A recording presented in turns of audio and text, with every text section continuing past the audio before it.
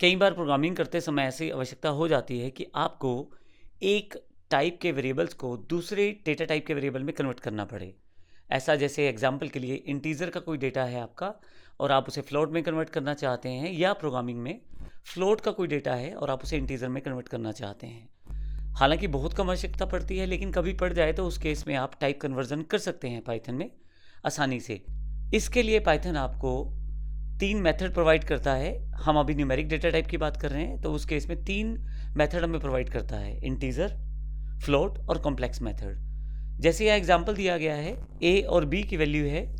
ए value integer data type का variable है और इसमें 10 असाइंड है। बी में 4.6 जो कि फ्लोट डेटा टाइप का वेरिएबल है। अगर मैं इन दोनों को प्रिंट कर दूं तो नॉर्मल प्रिंट आउट आएगा, जिसमें आप बड़ी आसानी से ए में 10 और बी में 4.6 वैल्यू देखेंगे।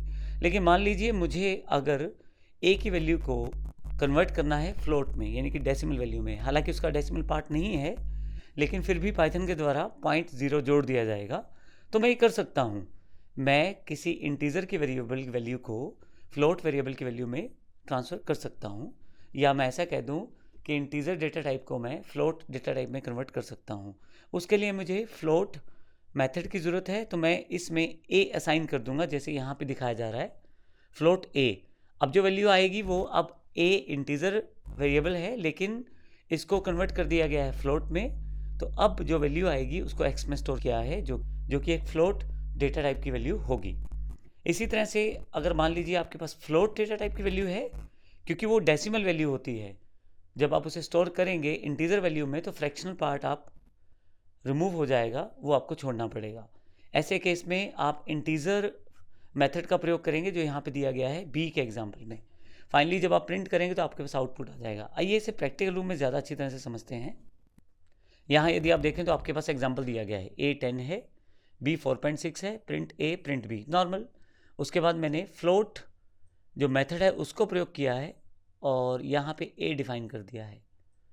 क्योंकि ए जो है वो इंटीजर डेटा टाइप का वेरिएबल है और मैं इसे फ्लोट में कन्वर्ट कर रहा हूँ, तो यहाँ पे जो रिज़ल्ट आना चाहिए वो डेसिमल वैल्यू में आना चाहिए।